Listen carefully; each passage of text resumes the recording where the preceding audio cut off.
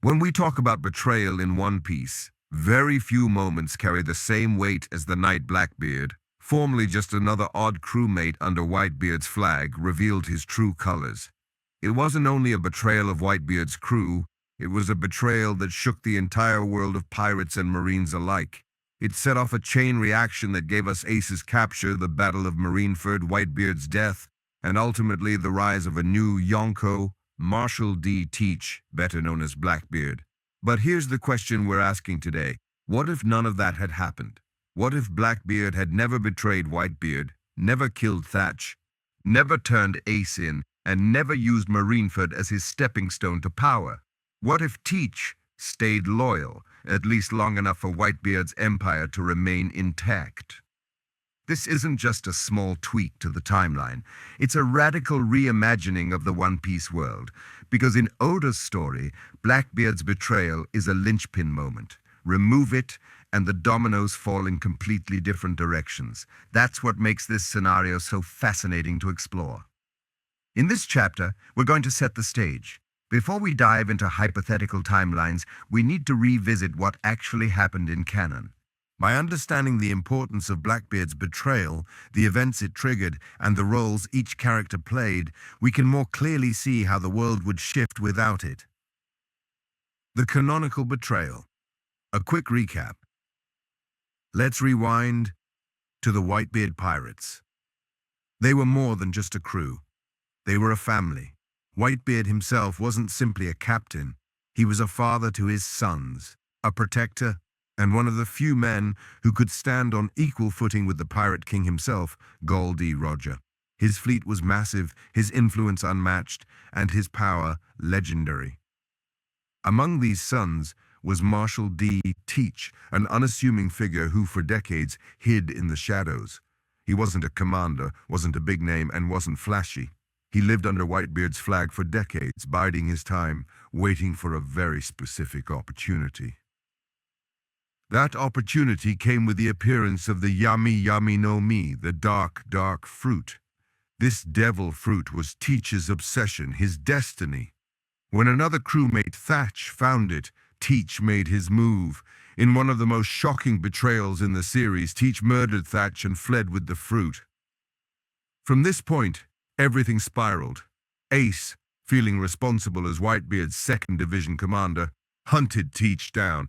Their fight ended with Ace's capture by the Marines. This was no coincidence. Teach planned it, knowing Ace's capture would grant him the Shichibukai title.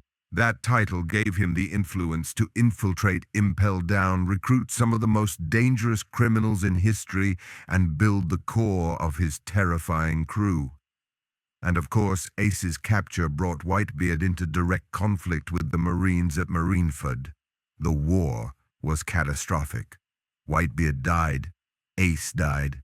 The age of piracy entered a new era of chaos, and Teach stepped into the power vacuum, killing Whitebeard in cold blood, stealing his devil fruit, and declaring himself the new emperor. Without that betrayal, none of this would have happened in the same way. Why Blackbeard's betrayal was so critical. To understand why this betrayal is the hinge of the story, let's break it down. It created Blackbeard's identity. Before the betrayal, Teach was a nobody. After it, he became a symbol of ambition, cunning, and pure opportunism. His rise to Yonko depended entirely on this choice. It destabilized the Whitebeard pirates. Thatch's death was a blow to morale. Ace's pursuit left the crew vulnerable, and the eventual war destroyed them. It pulled the Marines into a show of strength. The world government seized the chance to turn Ace's execution into a global spectacle. Without Teach's betrayal, the Marines never get this moment. It reshaped the balance of the Yonko. Whitebeard's death and Teach's rise changed the Four-Emperor balance forever. It gave Luffy his greatest loss. Ace's death was the turning point for Luffy, the trauma that forced him to grow, train, and awaken his haki. Removed the betrayal, and all of these consequences vanish. That's why this hypothetical is so powerful. It doesn't just change Blackbeard's fate, it changes the fate of the entire world. Blackbeard's character. Why did he betray? Now, before we erase the betrayal, we need to understand why it happened in the first place.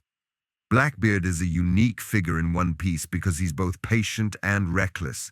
He waited decades under Whitebeard's shadow for the Yami Yami no Mi, never making a move until it appeared. But once it did, he acted with ruthless decisiveness. His philosophy is summed up in his famous line, "A man's dreams never die." He believes in destiny, in seizing the opportunities fate puts in front of you. To him, betraying Whitebeard wasn't betrayal. It was destiny. So, if we're going to imagine a scenario where he doesn't betray Whitebeard, we have to ask, does Teach suppress his ambition? Does he never get the Yami Yami no Mi? Or does Whitebeard somehow manage to redirect that ambition into loyalty? These are the branching points that will define the alternate timeline. Whitebeard's world before the betrayal. Let's pause for a moment and picture the One Piece world before Teach's betrayal. Whitebeard was old and sick, but still the strongest man in the world. His crew was vast, spanning dozens of allied fleets. Ace was alive and thriving as a commander. Marco was acting as 1st Division commander and trusted strategist. Whitebeard's territory stretched across the New World. Even Big Mom and Kaido respected his claim. Shanks admired him and the Marines feared him. He was more than just a Yonko, he was a stabilizing force. In this pre-betrayal timeline, the pirate era is still in full swing. Roger is dead, Gol D. Roger's treasure remains undiscovered, and pirates everywhere are racing toward the One Piece. But Whitebeard's existence, more than anyone else's, holds the world together. Now imagine this balance not being disrupted by Blackbeard's betrayal. Whitebeard's crew remains whole. Ace doesn't get captured. Marineford doesn't happen, at least not in the same way. The implications ripple outward across every faction in the story. Ace's central role in the what-if scenario. One of the biggest reasons this alternate timeline matters is because of Ace. In canon, Ace's capture and death serve as the emotional and narrative climax of the Marineford arc. Without Blackbeard's betrayal, Ace never gets handed to the Marines. That means Ace continues to grow stronger. He remains Whitebeard's heir apparent. His bond with Luffy deepens without being cut short. The will of Gol D. Roger, his father, continues through him directly. Ace surviving changes not only Whitebeard's crew but also Luffy's journey, and that's something we'll explore in detail in later chapters. Marineford, without Blackbeard's betrayal. Marineford wasn't just a war. It was a showcase of the 3 great powers, the Yonko, the Marines, and the Shichibukai. It was Oda pulling the curtain back on the endgame of the series. Without Blackbeard's betrayal, Marineford doesn't happen in the same way. There's no captured Ace, no public execution, no Whitebeard charging in to rescue him. That also means the Shichibukai aren't forced into the war. Luffy doesn't infiltrate Impel Down. Many infamous prisoners like Jinbei and Crocodile don't escape. Whitebeard survives longer. The ripple effects of this are enormous, but all of it comes down to the starting point. Teach killing Thatch. Blackbeard's alternate path. So what happens if Teach never kills Thatch? Let's consider the options.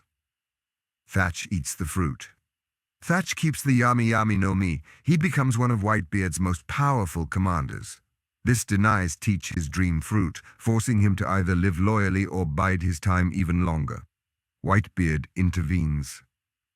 Perhaps Whitebeard, recognizing Teach's desire, arranges a duel or decision for who gets the fruit.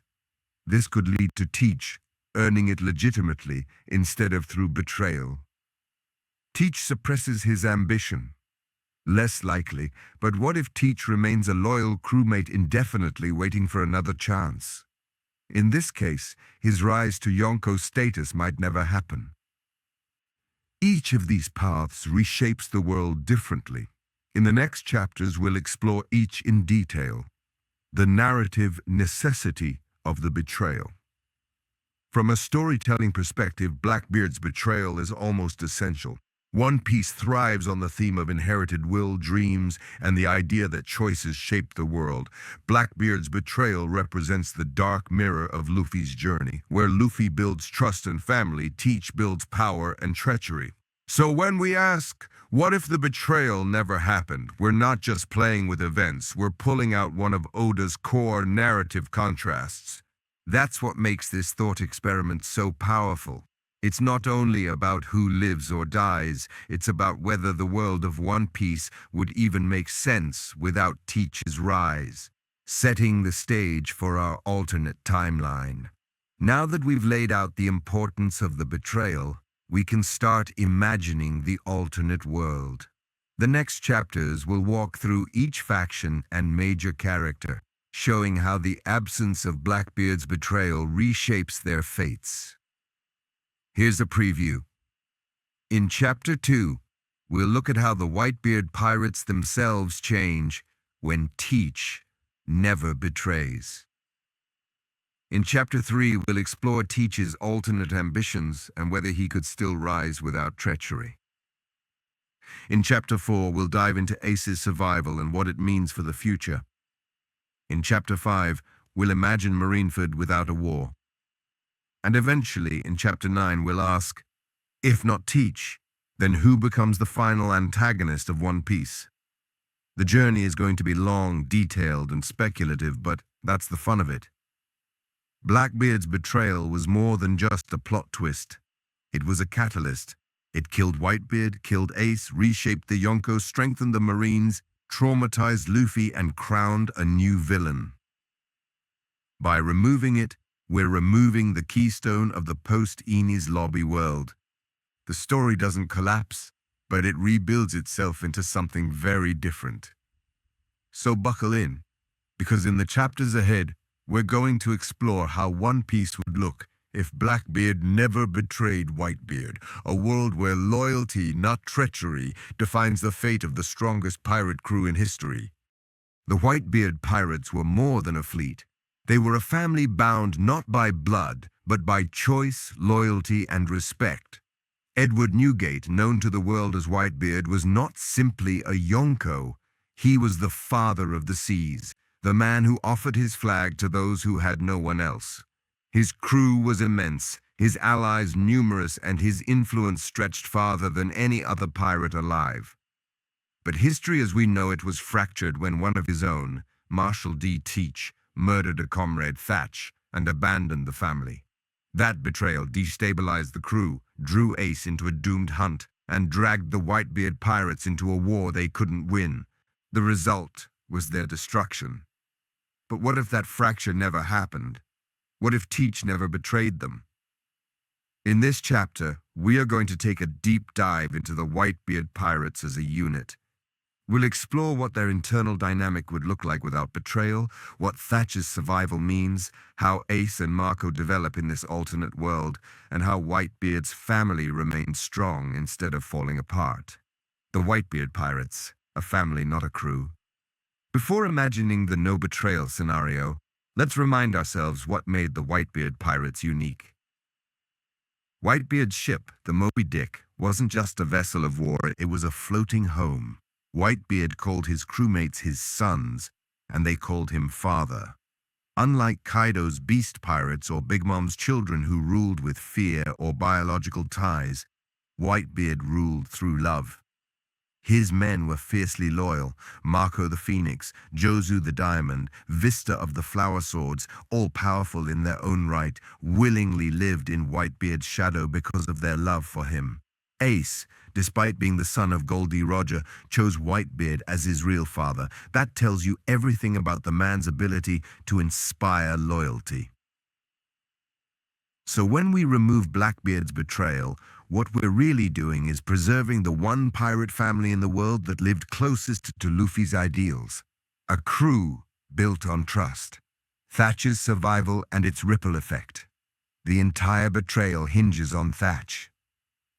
As the 4th Division commander of the Whitebeard pirates, Thatch wasn't the flashiest character, but his survival in this alternate world has massive consequences.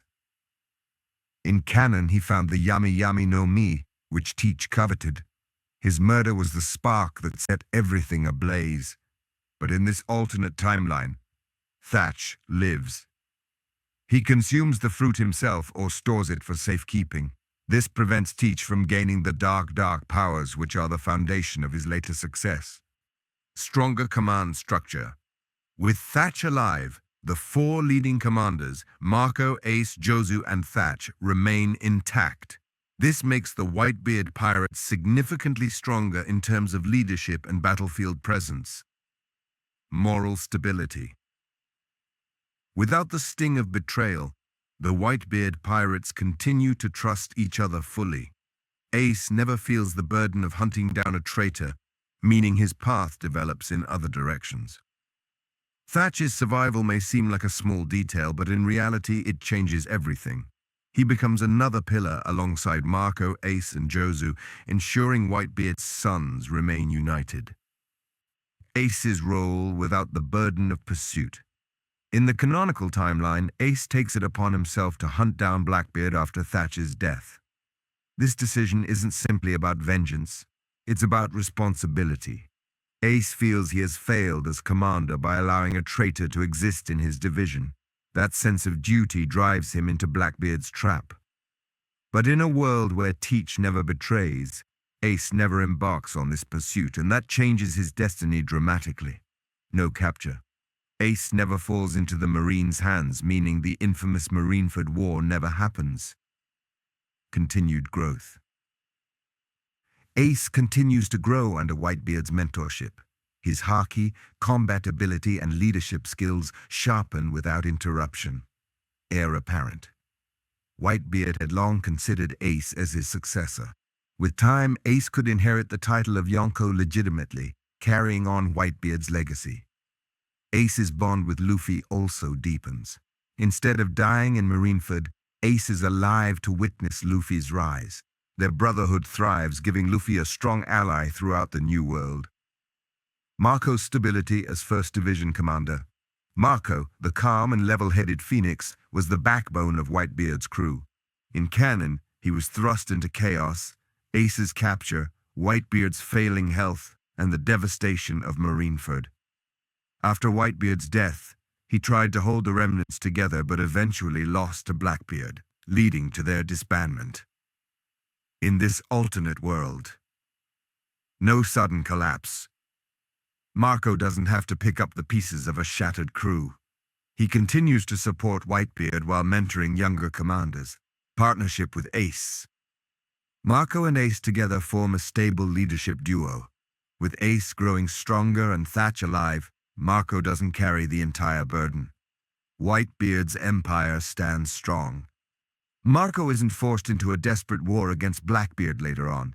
Instead, he helps transition Whitebeard's power to Ace when the time comes. The Phoenix never burns out in this timeline. Jozu, Vista, and the commanders. The other commanders also benefit massively from the lack of betrayal. Jozu.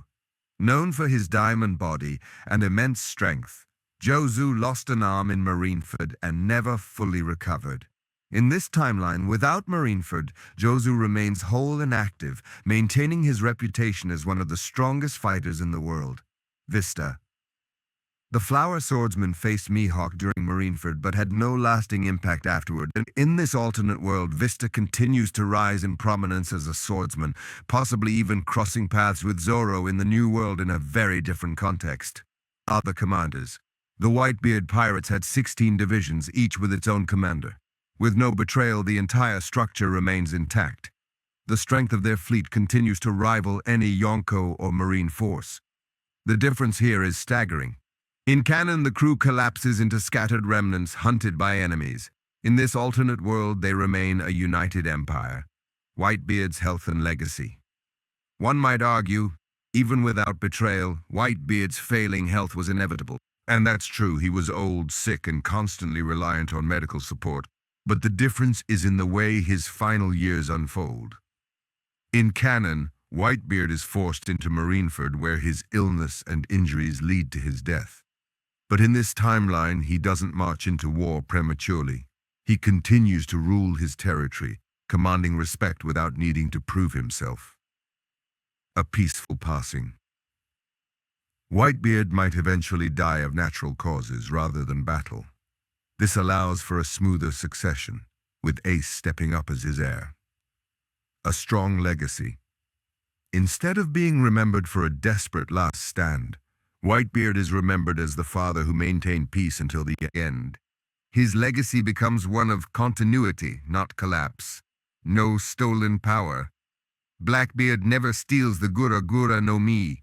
This prevents Teach from becoming the monstrous dual-fruit wielder we know. The world without betrayal preserves Whitebeard's image as the strongest without tarnishing his death with treachery. The Allied fleets. We can't forget that Whitebeard wasn't just one ship. He had dozens of Allied crews flying his flag. In canon, many of these crews were devastated during Marineford. Without the war, these allies remain loyal and powerful. This creates a ripple effect. Pirates across the New World remain under Whitebeard's protection. Big Mom and Kaido think twice before expanding their territories. The balance of power remains far more stable. Without betrayal, the Whitebeard alliance becomes an even greater bulwark against chaos. The psychological strength of loyalty. One of the subtler effects of removing betrayal is the preservation of morale. In the canon timeline, the Whitebeard pirates suffered the heartbreak of losing a brother to betrayal and another to execution. That psychological trauma shattered their unity. In this timeline, that trauma never occurs. Instead, the crew grows closer, knowing their trust has never been broken. Ace, Thatch, Mako, and Jozu stand together as pillars of loyalty. Whitebeard's message, that a family can exist even without blood, spreads across the seas. This doesn't just strengthen the crew, it strengthens the idea of what a pirate family can be. Potential conflicts without betrayal. Of course, this doesn't mean the Whitebeard pirates live in perfect peace. There are still conflicts to consider. Kaido's ambition. Kaido might still seek to test Whitebeard's strength, but against a united Whitebeard fleet, he would face far more resistance. Big Mom's expansion. Big Mom could attempt to seize territories, but her clashes would be smaller, contained by Whitebeard's overwhelming presence. The Marines. The world government still sees Whitebeard as a threat. Without the opportunity of Ace's capture, they may try alternative strategies, biding their time until Whitebeard's natural death. The difference is that in this timeline, Whitebeard's crew fights from a position of strength, not desperation. The butterfly effect of trust. By preserving trust within the Whitebeard pirates, we preserve a stable pillar of the new world. Imagine the ripple effects. The Marines don't get their Marineford show of strength. The Shichibukai system doesn't fracture under pressure. Blackbeard doesn't rise to power so quickly. Luffy's journey through the new world is supported by a living Ace and a united Whitebeard empire. This butterfly effect extends outward into every faction, and we'll examine those in later chapters. In this alternate world, the Whitebeard pirates remain whole. Thatch lives, Ace thrives, Mako supports, Jozu and Vista remain unbroken, and Whitebeard's health declines naturally rather than violently. The crew retains its unity, its power, and its reputation as the strongest family on the seas. The absence of betrayal preserves more than just lives, it preserves trust. And in the world of One Piece, where betrayal is often the rule, that trust becomes the most powerful weapon of all. As we move into the next chapter, we'll shift our focus to Teach himself. Because even if he never betrayed Whitebeard, Teach's ambition doesn't simply disappear. What path does Blackbeard take without betrayal? Can he still find a way to chase his dream of becoming Pirate King? That's the question we'll explore next. So far, we've rebuilt the Whitebeard pirates in a world without betrayal. Thatch lives, Ace thrives, Mako stands steady, and Whitebeard's empire remains united. But we can't ignore the wild card at the center of all of this. Marshal D. Teach. Teach, better known to us as Blackbeard, is not just another pirate in Oda's world. He is ambition incarnate, a man who spent decades hiding in obscurity, all for the chance to seize destiny. His betrayal in the canonical timeline wasn't random. It was the culmination of his philosophy: patience until opportunity, ruthlessness once it arrives. So, in this alternate world where Teach never betrays Whitebeard, the question becomes, what happens to that ambition? Where does it go? Does Teach suppress it forever? Does it find another outlet? Or does fate simply redirect him toward a different rise? In this chapter, we'll explore Blackbeard's mindset, his obsession with the Yami Yami no Mi, how he might pursue it without betrayal, and the alternate paths he could take toward power. Because one thing is certain: you cannot simply erase Teach's ambition. It will find a way. The core of Blackbeard's character. To understand his alternate ambitions, let's revisit what makes Teach unique. Patience. Blackbeard spent decades under Whitebeard's shadow. He didn't seek power, rank, or fame. He simply waited, blending into the crew, biding his time until the Yami Yami no Mi appeared. Opportunism. When Thatch found the fruit, Teach struck immediately. He didn't hesitate, didn't calculate the fallout. He seized destiny. Belief in fate. Teach isn't just a schemer. He's a dreamer. He genuinely believes the Yami Yami no Mi was meant for him, part of a grand destiny that ties into the inherited will of the Detailed. Contradiction. He is both patient and reckless, loyal for decades and then a betrayer in an instant. These contradictions define him. So, when we remove the betrayal, we must still account for these traits. Teach will still be patient, still ambitious, still fate-driven. The only difference is that the exact opportunity he seized in canon is no longer available. Scenario 1. Thatch eats the Yami Yami no Mi. In this alternate world, the simplest possibility is that Thatch keeps the fruit for himself. Thatch's new power. With the darkness fruit, Thatch becomes an incredibly dangerous commander. He has the ability to nullify other devil fruits, create black holes, and manipulate gravity like darkness. His rise makes the Whitebeard pirates even stronger.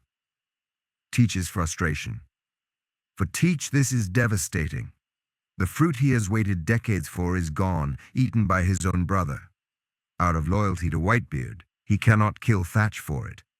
But in his heart, resentment begins to build. Teach's patience tested. This could lead Teach to suppress his ambition temporarily, waiting for another fruit, another chance. But given the uniqueness of the Yami Yami no Mi, this might mean his dream of destiny dies unfulfilled.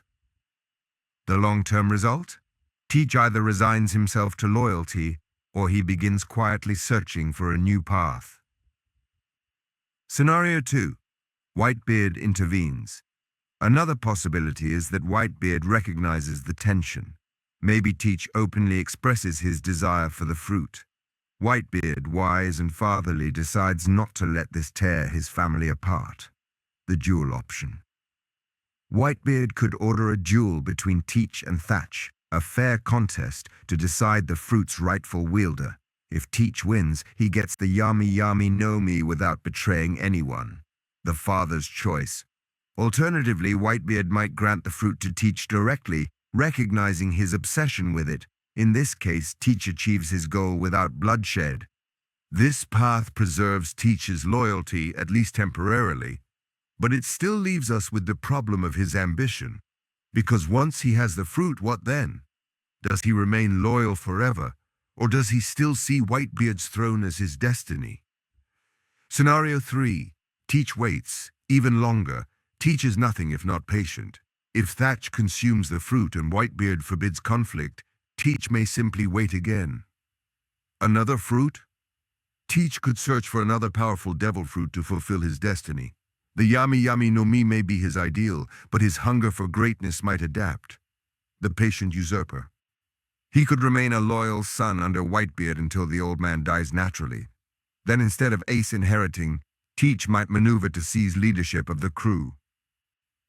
This scenario is particularly interesting because it creates a cold betrayal. Instead of murdering Thatch, Teach waits for time itself to hand him power. the alternate Blackbeard crews. Regardless of which scenario plays out, Teach's ambition to form his own crew remains. In canon, he used the Shichibukai title and Impel Down infiltration to recruit monsters like Shiryu, Katarina Devon, and San Juan Wolf. Without betrayal, how does Teach recruit? Gradual recruitment. He may slowly gather followers within Whitebeard's fleet, forming a hidden faction loyal to him personally. Breakaway after Whitebeard's death. Once Whitebeard passes naturally, Teach could lead a splinter group recruiting opportunistic pirates who see him as a rising star. No Impel Down. Without Shichibukai status, he never gains access to Impel Down. This denies him his most dangerous crewmates, meaning his pirate crew is far weaker than in canon. This drastically changes the endgame. Blackbeard, if he rises, does so more slowly and with less terrifying power. Teach without the Yami Yami no Mi. Another important scenario to consider is what if Teach never gains the fruit at all? No darkness powers. Teach loses his greatest weapon, the ability to nullify devil fruits. Without this, his battles against figures like Ace, Whitebeard, or even Luffy become far more difficult. No Gura Gura, no Mi theft. Because he never betrays Whitebeard at Marineford, he never has the chance to steal Whitebeard's quake powers. This prevents him from becoming the two-fruit monster of canon.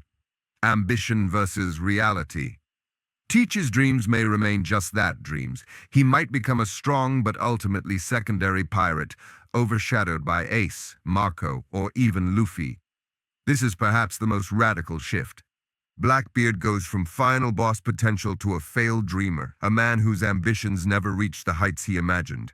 How would Teach's ambition clash with Ace? A key question in this alternate world is how Teach and Ace coexist, Ace as heir. Whitebeard clearly favored Ace as his successor. As Ace grows stronger, his leadership role expands. Teach, meanwhile, remains a shadowy figure. This creates natural tension. Clash of destinies. Both Ace and Teach are D-carriers bound to fate and will. Without betrayal, their clash may come later, after Whitebeard's death, as a struggle for succession. Ace's advantage. With loyalty, charisma, and Whitebeard's blessing, Ace is far more likely to win. Teach's only chance would be through cunning, manipulation, or acquiring another legendary fruit. This creates a fascinating timeline where Ace and Teach are not enemies born of betrayal, but rivals born of destiny. How the world sees Teach without betrayal.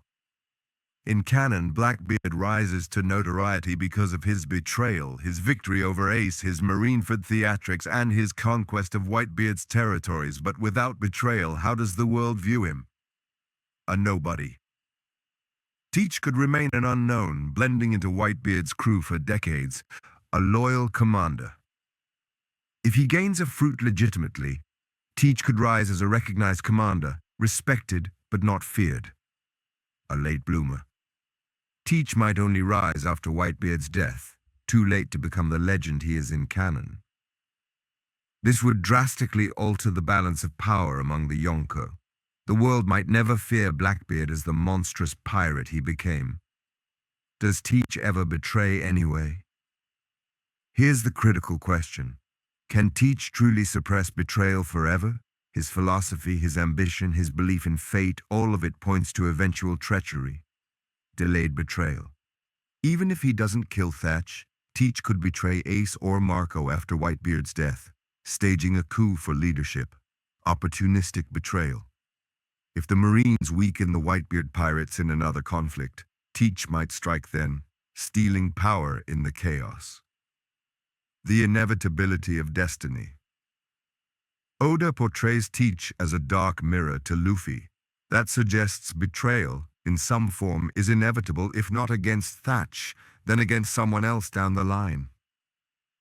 So while our timeline erases the first betrayal, the seeds of treachery may still sprout later. The weak Blackbeard scenario. Let's also consider the possibility that without betrayal, Blackbeard simply never rises. No fruit, no crew, no infamy. Teach remains a background figure until his death, overshadowed by Ace. Ace becomes the heir of Whitebeard. Taking the Yonko mantle, Teach's dreams crumble in the shadow of Ace's rise. An alternate tragedy. Teach dies unfulfilled, remembered only as a loyal but unremarkable member of Whitebeard's crew. This scenario radically changes the One Piece narrative, removing one of its most terrifying villains entirely. The strong Blackbeard scenario. On the flip side, maybe Teach still finds a way. Maybe his ambition burns so strongly that even without betrayal he claws his way to power. Another fruit. He finds a different legendary devil fruit, one that grants him immense power. Strategic patience. He waits for Whitebeard's natural death, then seizes control in the power vacuum. New recruitment. Instead of impel down, he recruits powerful but less infamous allies from the New World. This Blackbeard would be slower to rise, but his cunning could still place him in the Yonko discussion eventually. Marshal D. Teach is ambition in human form. His betrayal of Whitebeard in canon was the ultimate expression of that ambition, ruthless, opportunistic, and destiny-driven. But when we remove that betrayal, we don't remove his hunger, we only redirect it. Whether he fades into obscurity, becomes a loyal son, rivals Ace for succession, or finds another path to power, one truth remains: Teach will never stop dreaming of the Pirate King's throne. His betrayal may be erased, but his ambition never dies. In the next chapter, we'll explore what this means for Ace specifically. Because Ace's survival in this alternate world is perhaps the biggest change of all, and it has consequences not only for the Whitebeard pirates but for Luffy, the Marines, and the fate of the pirate era itself. When we think of the most emotional moment in One Piece, one event rises above nearly all others: Ace's death at Marineford. It wasn't just the loss of a beloved character. It was the turning point for Luffy, the climax of Whitebeard's story, and the spark that reshaped the entire world. And at the center of it all, Blackbeard's betrayal. By handing Ace to the Marines, Teach set in motion the events that led to Ace's execution and the Whitebeard pirates' downfall. But in this alternate timeline, we've removed the betrayal, which means Ace lives. So what happens to Ace if Blackbeard never betrays Whitebeard? How does his survival affect the Whitebeard pirates, Luffy's journey, the Marines, and even the fate of the Pirate King's throne? In this chapter, we'll dive deep into what Ace's continued life means for the world of One Piece. Ace's role in the Whitebeard pirates. First, let's ground ourselves in Ace's position at the time of the betrayal. Ace was the commander of the 2nd Division of the Whitebeard pirates. He was young, powerful, ambitious, and fiercely loyal to Whitebeard, whom he considered his true father. Whitebeard himself often hinted that Ace was his chosen heir. While Marco was trusted and competent, Ace represented the future, the one who could inherit Whitebeard's will and protect the family for the next generation. In the canonical timeline, Ace's journey was cut short, but in this alternate one, his survival changes everything. The heir apparent. Without betrayal, Ace is groomed more directly as Whitebeard's successor. He continues to grow in strength, haki, and leadership. The symbol of the crew's future. His presence reassures the other commanders that the Whitebeard pirates will endure even after their father passes. The stabilizer. By living, Ace prevents the chaos and collapse that followed Marineford. The Whitebeard pirates remain whole, united under his eventual leadership. Ace becomes not just a commander, but a symbol of continuity, the next Whitebeard in the making. Ace's growth in strength. Ace was already a powerhouse in canon, wielding the Mera Mera no Mi with devastating effectiveness, but his growth was cut short by death. In this alternate world, Ace's survival allows him to push further. Haki mastery. By living and training under Whitebeard, Ace develops his armament and observation haki far more fully. Eventually, he may even awaken Conqueror's haki at levels rivaling his brother Luffy. Fruit awakening. With time, Ace could awaken his Logia fruit, manipulating fire in more complex ways, perhaps creating firestorms, shaping flame constructs, or even altering the environment on a massive scale. Strategic experience. Unlike Luffy, Ace was already accustomed to commanding fleets and leading divisions. With more time, he becomes a seasoned leader, capable of making tactical decisions in the new world. By the time Whitebeard passes naturally, Ace would be more than strong enough to claim the Yonko title. Ace's relationship with Luffy. One of the most powerful aspects of this timeline is how Ace's survival affects Luffy. In canon, Ace's death traumatized Luffy. It shattered his spirit, forced him to train with Rayleigh, and shaped his path into the new world. Without that loss, Luffy's growth looks very different. A stronger bond. With Ace alive, Luffy has his brother's support as he ventures into the new world. Their reunion is not tragic, but celebratory, with Ace potentially helping him in critical moments. Different motivation. Luffy doesn't need to overcome grief. Instead, his motivation is to catch up to Ace, to stand alongside him as an equal. This creates a rivalry dynamic, rather than one born of loss. The three brothers reunited. With Sabo alive as well, after his Dressrosa reveal, we could eventually see all three brothers united, Luffy, Ace, and Sabo. That trio could reshape the world in ways beyond imagination. Ace's survival doesn't just save Luffy pain, it gives him strength, allies, and a different reason to grow. Ace, as Whitebeard's successor, one of the biggest ripple effects is that Ace would inherit Whitebeard's mantle as Yonko, a natural transition. Instead of the chaotic vacuum caused by Whitebeard's death at Marineford, Ace's leadership provides a smooth succession. The world recognizes him as Whitebeard's chosen heir, a new symbol of power. The Marines, Big Mom, Kaido, and Shanks all have to contend with a young, powerful Yonko leading a massive fleet. The Age of Fire. With the Mera Mera no Mi awakened, Ace could become one of the most feared and respected figures in the new world. This changes the entire Yonko balance. Instead of Blackbeard rising, Ace becomes the one to step into the role. The Marines without Ace's capture. In canon, the Marines exploited Ace's capture as a propaganda victory. They staged his execution to demonstrate their power to the world. That spectacle, Marineford, gave them legitimacy and showcased their might. But without Ace's capture, the Marines lose that opportunity. No Marineford. The Great War never happens. Whitebeard lives longer, Ace thrives, and the Marines are denied their biggest propaganda win. Weaker symbolism. The world doesn't see the strongest man in the world die publicly. They don't see Ace executed as Roger's son.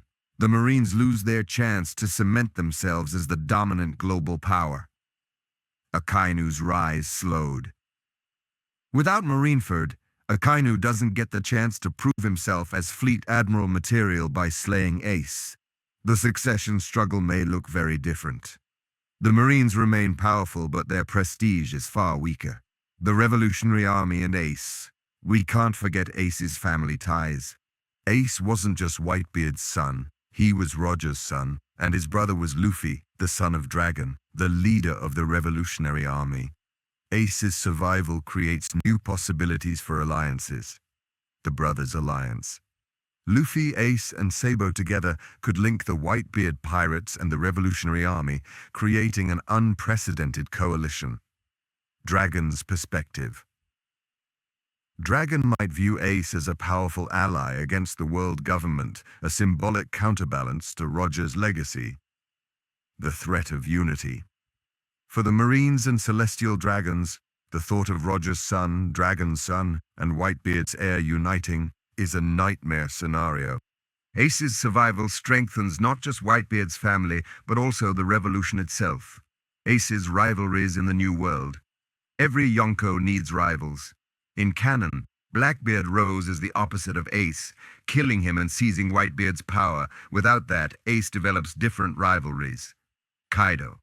Kaido might view Ace as an unproven Yonko, a young flame to be snuffed out. Their inevitable clashes would shape the new world. Big Mom. Big Mom could attempt to exploit Ace's inexperience, testing his ability to protect Whitebeard's territories. Shanks. Shanks would likely respect Ace, seeing him as a worthy successor to Whitebeard. Their relationship could mirror the friendship between Roger and Whitebeard. These rivalries give us a very different New World dynamic, one where Ace, not Teach, holds the balance. Ace and the Will of D. Ace's survival also has symbolic significance. In canon, Ace's death passed his will on to Luffy, but in this timeline, Ace himself continues to carry it. The son of Roger. Ace becomes the living embodiment of Goldie Roger's legacy, forcing the Marines to confront the son they couldn't kill. The fire of inherited will. With Sabo and Luffy by his side, Ace carries forward the spirit of freedom and rebellion that defines the D lineage. The symbol of the next era. Instead of dying as a martyr, Ace lives as a leader, actively shaping the pirate era into something new. This adds a new dimension to the final war of One Piece, how Ace's survival affects Luffy's crew. One of the most interesting ripple effects is how Ace's survival affects the Straw Hat Pirates themselves. Less trauma. Luffy doesn't endure the heartbreak of Marineford. He isn't forced to train with Rayleigh as a response to failure, though he may still choose to grow stronger to match Ace. Different allies.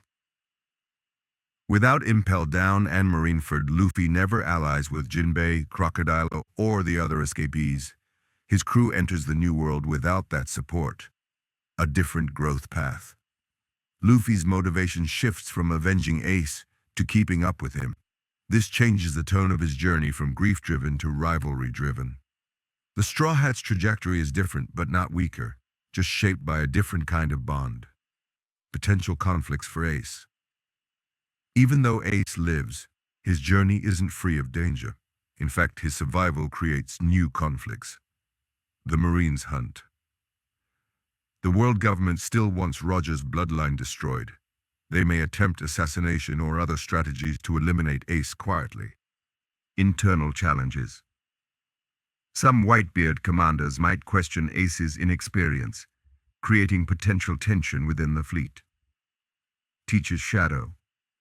Even without betrayal, Teach remains ambitious. He could one day challenge Ace for leadership after Whitebeard's death.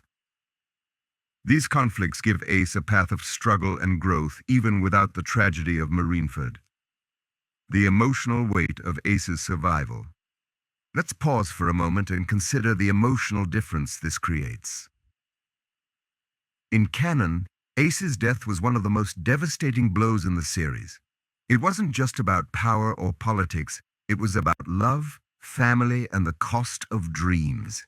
Readers and viewers felt the heartbreak deeply. But in this alternate timeline, we flip that emotion. Instead of loss, we feel hope. Instead of despair, we feel possibility. Ace's survival allows fans to imagine what the world would look like with him still shaping it. It's a different kind of emotional payoff, not tragic, but inspiring. Ace's survival without Blackbeard's betrayal is perhaps the single most significant change in this alternate timeline. The Whitebeard pirates remain whole. Ace grows into the heir Whitebeard always intended him to be. The Marines lose their greatest propaganda victory. Luffy gains not just trauma, but an enduring ally. The Revolutionary Army gains a powerful bridge in the form of Ace. When people think of the most legendary arc in One Piece, the Paramount War at Marineford immediately comes to mind. It was Oda's grand stage, a collision of every major power in the world. The Marines, the Shichibukai, the Whitebeard pirates, and eventually even Luffy himself. It was the war that killed Ace, killed Whitebeard, and reshaped the balance of power forever. But what if it never happened? If Blackbeard never betrays Whitebeard, Ace is never captured. Without Ace's public execution, the world government never gains the pretext to stage their greatest show of strength.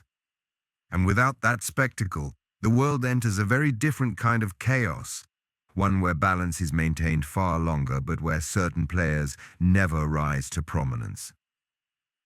In this chapter, we're going to explore what Marineford looks like in this alternate timeline. Not the war we know, but the absence of it, and what that absence means for the Marines, the pirates, the Shichibukai, and even the common people of the world. Marineford in canon. A quick refresher. Before we erase it, let's recall what actually happened. Ace's capture. Blackbeard defeated Ace and handed him to the Marines to gain the Shichibukai title. Public execution. The world government declared Ace's execution a global spectacle, designed to show the world their strength. The war. Whitebeard marched with his entire fleet to save his son. The Marines called in their full force along with the Shichibukai. The battle shook the world. The deaths. Ace was killed by Akainu, and Whitebeard fell in battle, leaving Blackbeard to seize his power. The aftermath. The balance of power shifted, the Whitebeard pirates collapsed, and the pirate era entered its most chaotic phase. That's canon. Now let's strip away the betrayal and see how the absence of all this changes history. No Ace capture, no war. The entire war hinged on Ace being captured. Without Teach's betrayal, Ace is never delivered to the Marines. The Marines have no pawn. Sengoku can't stage a symbolic execution without Ace. No matter how much they might want to showcase their strength, they lack the leverage. Whitebeard stays put. Without his son's life on the line, Whitebeard has no reason to launch a desperate assault on Marineford. The world remains balanced. The Yonko and Marines remain locked in their tense equilibrium. There is no catastrophic clash to shatter it. This simple removal of Ace's capture eliminates the war entirely. The Marines without Marineford. Marineford wasn't just a battle. It was propaganda. It was the world government's chance to show the world that even the strongest pirate, Whitebeard, could be brought down. Without that war, the Marines lose their biggest moment of legitimacy. No public victory. They never execute the son of Roger. They never kill the strongest man in the world. Their dominance remains implied, but not proven. Fleet Admiral succession. In canon, Akainu proved himself by killing Ace and surviving the war. That cemented his claim to Fleet Admiral. Without the war, Sengoku's retirement might lead to a slower or contested succession. Aokiji could have a stronger case. The Shichibukai system stays untested. At Marineford, the Shichibukai were forced to reveal their loyalties. Some fought half-heartedly, others betrayed. Without the war, those cracks remain hidden. The system survives longer. For the Marines, the absence of Marineford means lost momentum. They remain powerful, but without the symbolic victory that defined their era. The Shichibukai without Marineford. Marineford also exposed the Shichibukai system's flaws. Doflamingo mocked it, Hancock betrayed it, Mihawk tested it, and Blackbeard replaced it. The war made it clear that the system was unreliable. Without the war, the 7 warlords stay in place. Jinbei isn't imprisoned for defying the Marines, Hancock isn't revealed as a traitor, Crocodile doesn't escape, the Shichibukai remain intact. Blackbeard never joins. Teach doesn't betray Whitebeard, so he never hands Ace over, never becomes a warlord, and never uses that position to infiltrate Impel Down. The Marines keep their pawns. On paper, the Shichibukai remain an effective deterrent, even if their true loyalties are questionable. This prolongs the life of the system. In canon, the Reverie eventually abolishes it. Without Marineford, that abolition may be delayed. Impel Down without Luffy.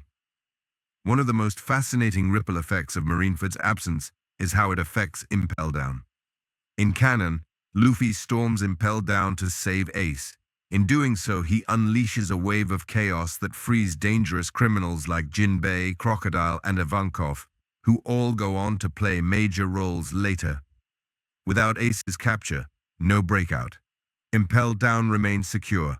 The level 6 prisoners stay locked away. Shiryu never joins Blackbeard. Crocodile never re-enters the story this early. Jinbei stays bound. Jinbei never allies with Luffy at Marineford. This delays his eventual membership in the Straw Hat Pirates. No Ivankov intervention.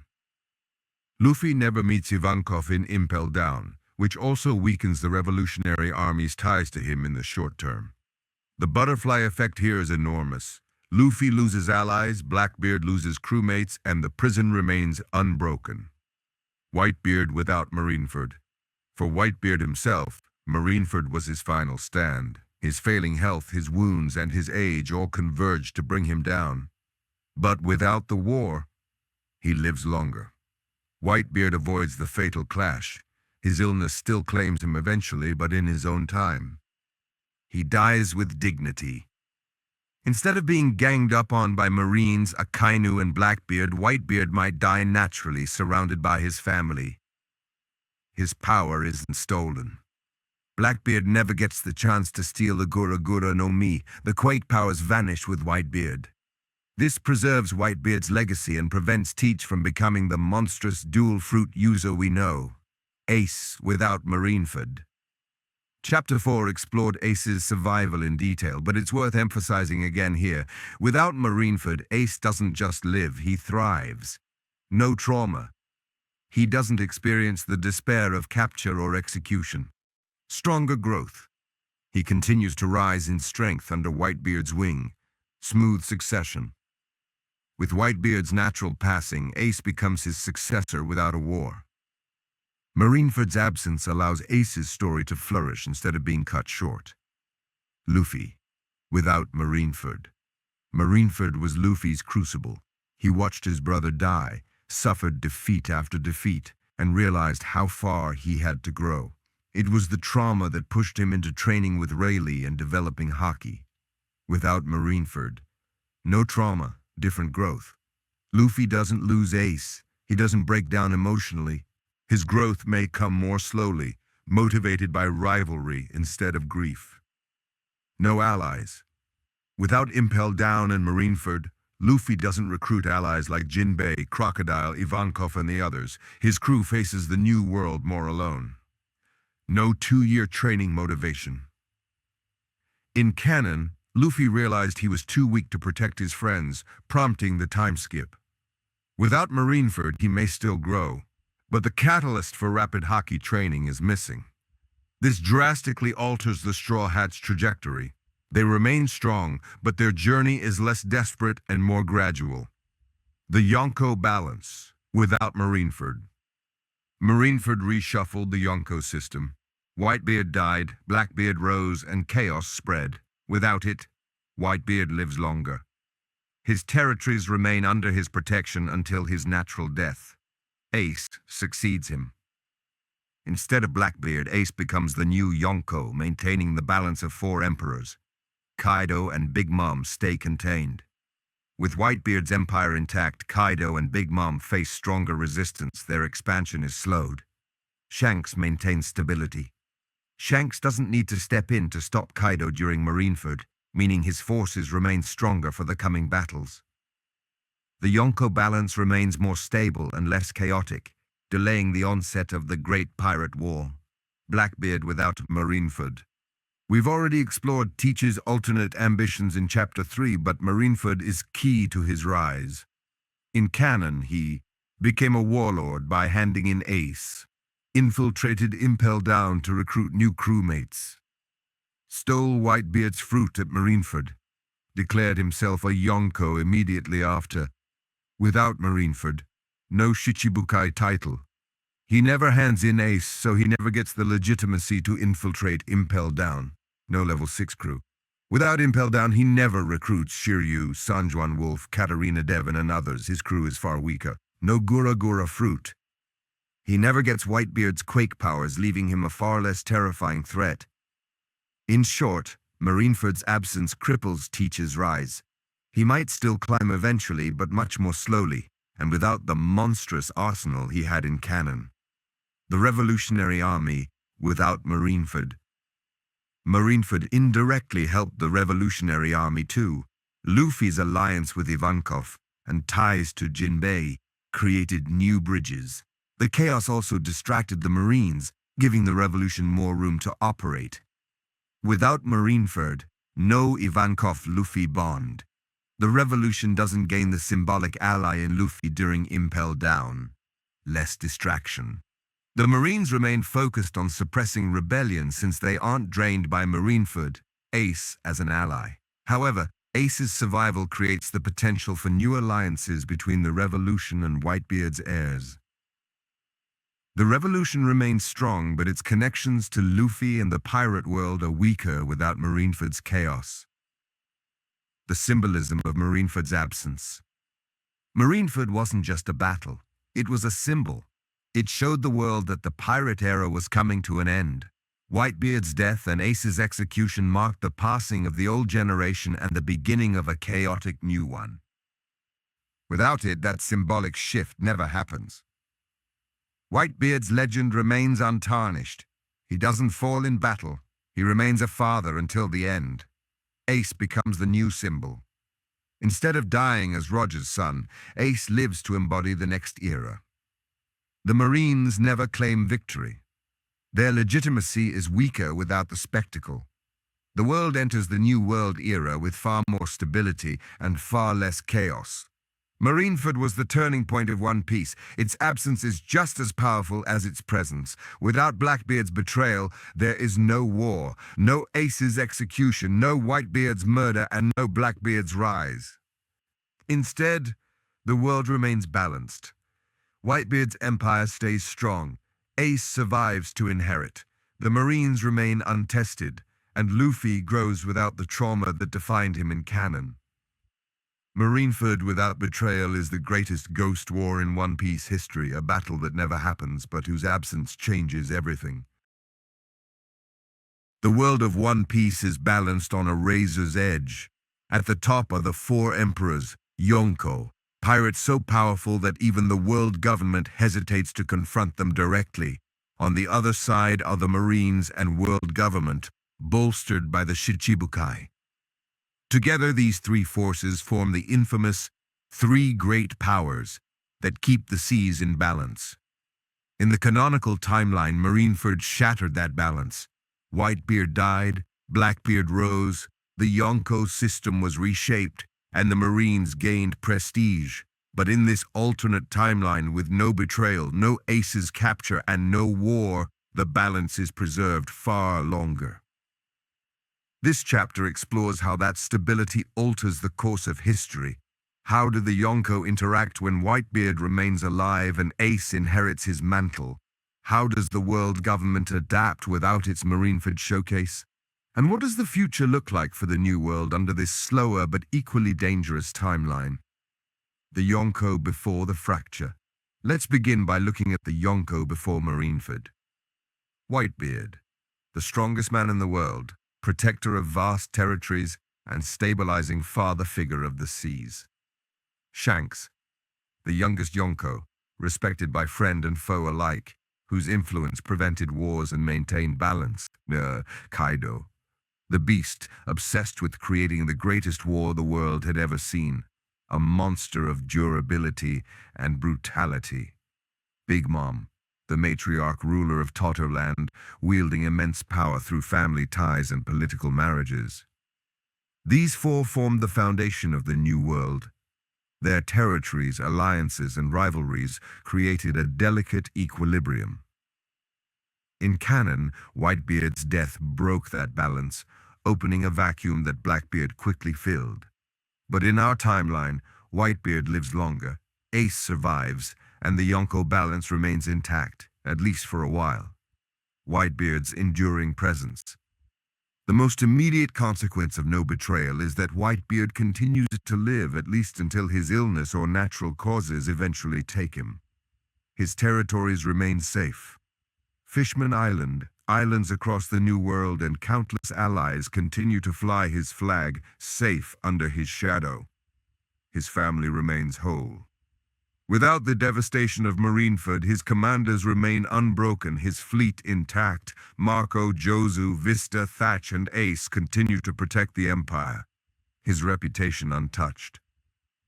Instead of dying in war, Whitebeard's legend grows. He remains a respected symbol until the very end. Whitebeard's presence alone delays the chaos that follows in canon. His shadow keeps Kaido and Big Mom cautious, prevents the Marines from overreaching, and gives Shanks a stabilizing ally. Aces rise as Yonko. Eventually, Whitebeard still passes, but this time peacefully, not violently, and when he does, Ace steps up as his successor. A smooth succession. Instead of a chaotic scramble, Ace inherits Whitebeard's flag with the support of Marco and the other commanders. The world recognizes him as the new emperor, a symbolic Yonko. The Marines can't spin propaganda about Roger's son being executed. Instead, Ace becomes a living symbol of the pirate era, continuing into the next generation. The Yonko balance preserved. The four emperors remain: Shanks, Kaido, Big Mom, and now Ace, the heir of Whitebeard. This preserves the balance, but also changes it.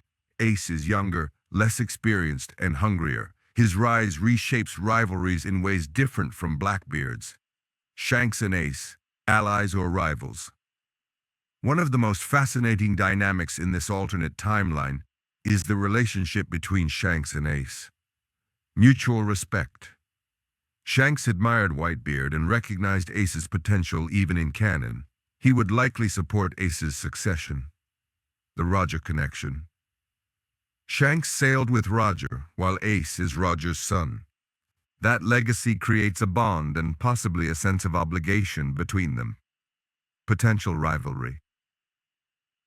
At the same time, Ace's ambition and youth could clash with Shanks' more measured leadership. Their rivalry wouldn't be hostile, but it could push both to grow. This alliance-rivalry dynamic stabilizes the seas as both Shanks and Ace stand against Kaido and Big Mom's chaos. Kaido's frustration. Kaido thrives on chaos. In canon, Whitebeard's death gave him the opportunity to expand, experiment, and prepare for the great war he craved, but in this alternate world, Whitebeard's shadow blocks him. As long as Whitebeard lives, Kaido thinks twice about moving into his territories. Ace's succession adds another barrier. Instead of a vacuum, Kaido faces a new fiery Yonko ready to defend Whitebeard's legacy. War postponed. Kaido's dream of the greatest war in history is delayed. He may grow impatient, reckless, or even more desperate. This timeline may push Kaido into conflict earlier with Big Mom, or even drive him into dangerous alliances just to shake the balance. Big Mom's schemes. Charlotte Linlin, Big Mom, is a different kind of threat. She relies on alliances, marriages, and intimidation to expand her influence. Whitebeard's presence restrains her. With Whitebeard alive, she cannot easily take his islands. Ace, as Yonko, challenges her. A young rival like Ace threatens her political dominance. She may attempt to absorb or undermine him with schemes.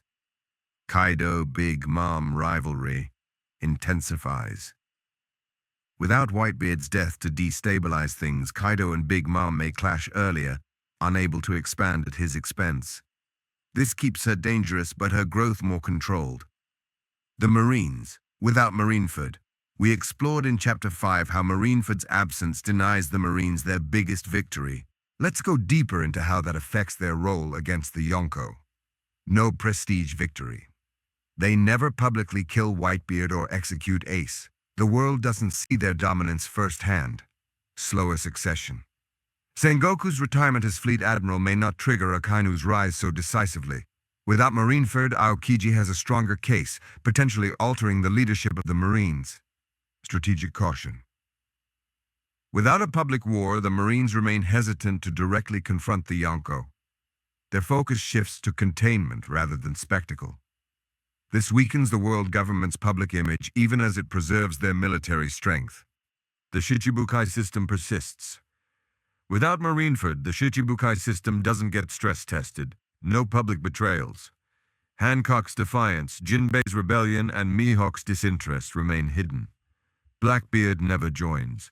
Teach never becomes a warlord, never abuses the system to infiltrate, impel down. The world trusts the system longer. On paper, the 7 warlords still appear as an effective counterbalance. The reverie doesn't abolish them as quickly. The Shichibukai persist, maintaining the illusion of balance in the 3 great powers. The world government's propaganda problem. Marineford wasn't just about Ace. It was about spectacle. The world government used it to say, "We control this world, even Roger's bloodline cannot escape us." Without it, they lose symbolism. They can't parade Roger's son before the world. Instead, Ace rises as a Yonko, undermining their narrative. They can't hide weakness. Whitebeard's survival and Ace's rise show that the pirate era is still strong. The people see balance, not domination. Instead of believing the Marines can crush pirates, the world continues to see them as equals in a delicate stalemate. This weakens the world government's ideological grip on the seas. The balance of four. The most significant outcome of this alternate world is that the Yonko system doesn't fracture. It remains four emperors, Whitebeard, then Ace, Shanks, Kaido, and Big Mom. No Blackbeard. Teach never rises to Yonko status, at least not in the same way or time frame. Ace as the new generation. Ace represents the bridge between old and new, carrying Whitebeard's legacy into the future. The seas stay stable longer. The Great Pirate Era continues, but without the sudden chaos Marineford unleashed. This stability doesn't prevent conflict, it only delays it. The New World remains a powder keg, but it doesn't explode as early. Possible flashpoints in this timeline. If Marineford never happens, what events could still trigger the world-shaking war Oda has promised? Kaido's impatience. Kaido might launch his war prematurely, clashing with Ace or Shanks. Big Mom's ambition. Big Mom may attempt to undermine Ace, sparking a Yonko clash. The Revolutionary Army. Dragon may accelerate his war against the world government, dragging the Yonko into it indirectly. Luffy's rise. Luffy's inevitable climb toward Pirate King still destabilizes the seas, but against a different backdrop of Yonko stability. The absence of Marineford delays chaos, but it doesn't erase it. Sooner or later, the balance will still break. The world government's long game. Without Marineford, the world government may take a different long-term approach. Targeting Ace. They may attempt to assassinate him quietly, knowing his rise undermines their authority. Strengthening the Navy. Without the prestige victory, they may build up forces more aggressively to prepare for the next conflict. Manipulating the Yonko. The government may exploit rivalries between Ace, Kaido, and Big Mom to weaken them indirectly. Their tactics shift from open spectacle to shadowy manipulation. The global atmosphere. For the average citizen of the One Piece world, Marineford was terrifying. It proved that the seas were unstable, that gods could clash in public, and that no one was safe. Without it, the atmosphere changes, illusion of stability. People believe the balance of power remains intact. Life continues relatively unchanged in Yonko territories. The legend of Whitebeard grows. His peaceful passing preserves his myth as the father of the seas. Ace becomes a symbol. Instead of mourning Roger's son, the world watches him rise, representing hope for pirates everywhere. This creates a calmer but no less dangerous global atmosphere. The storm is delayed, not avoided. Closing thoughts for Chapter 6. Marineford was the earthquake that shook the world. Without it, the seas remain in their fragile balance, Whitebeard's empire intact, Ace alive to succeed him, Shanks stabilizing, Kaido frustrated, and Big Mom scheming.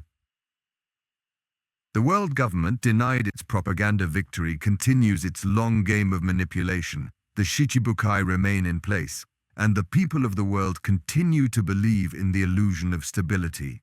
But make no mistake, this is not peace.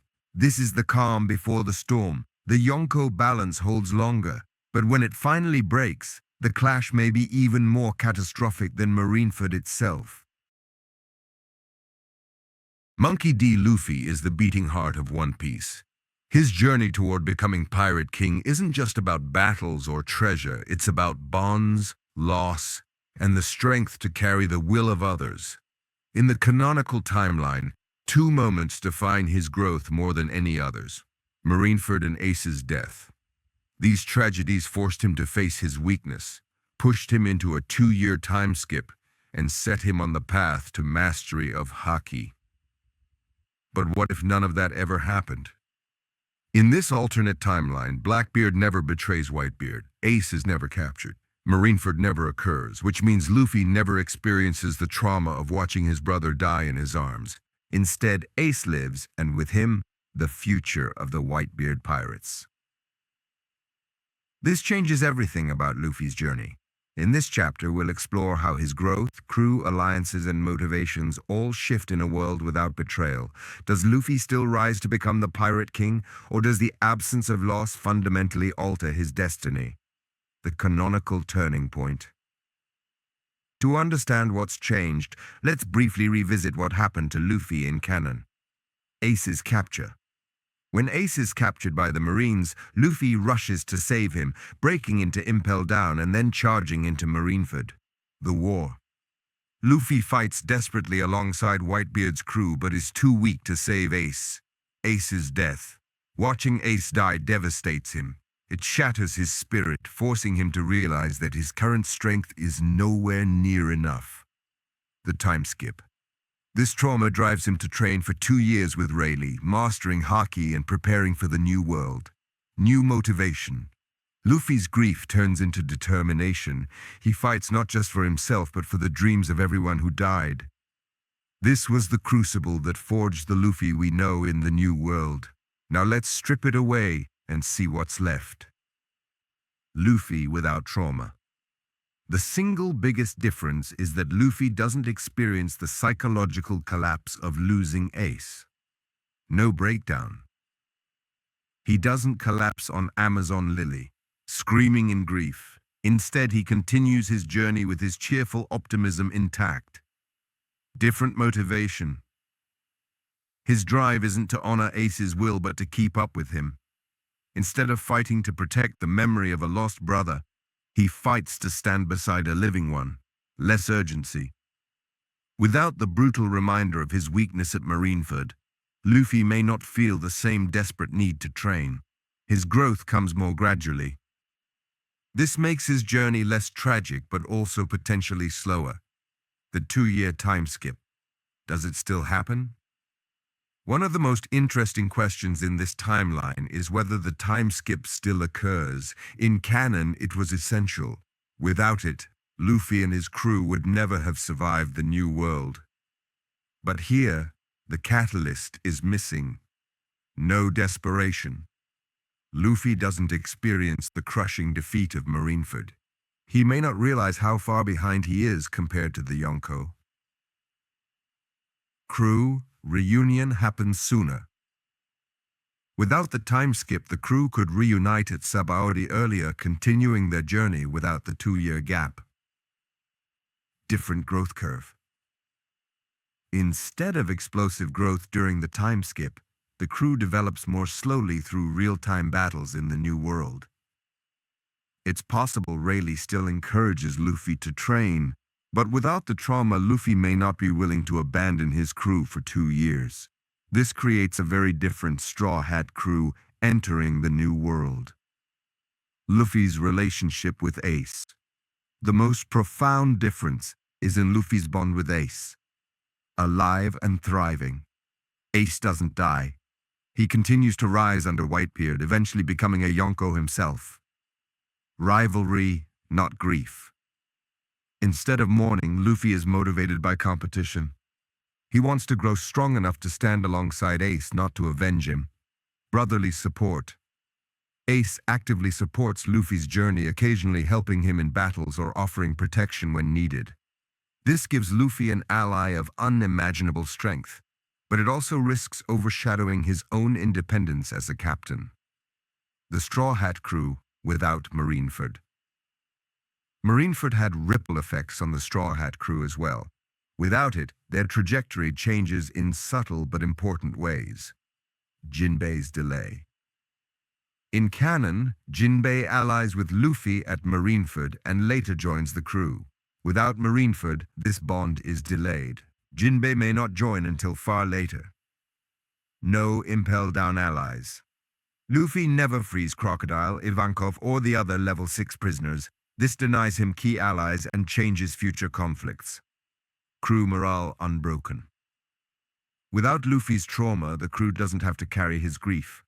Their bond remains strong and optimistic. This version of the crew is less battle-hardened but more emotionally intact. Luffy's growth, without Rayleigh's training. The biggest question is, how does Luffy grow without the 2-year hockey training with Rayleigh? Observation and armament. Luffy may still develop these abilities gradually through combat, but much slower than in canon. Conqueror's Haki. Without Rayleigh's mentorship, Luffy may not unlock advanced Conqueror's Haki until much later. Devil Fruit Awakening. His gear. Fourth and eventual awakening may be delayed significantly. This could make the new world far more dangerous for him. Without Ace's death driving him to train, Luffy risks being underpowered when facing Kaido, Big Mom, or other Yonko. Alliances without Marineford. Marineford created unexpected alliances. Luffy fought alongside Jinbei, Crocodile, Ivankov, and others, building bonds that helped him later. Without the war, fewer allies. Luffy enters the new world with fewer major connections outside his crew. Ace as his primary ally.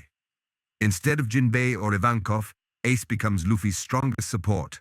Weaker revolutionary ties.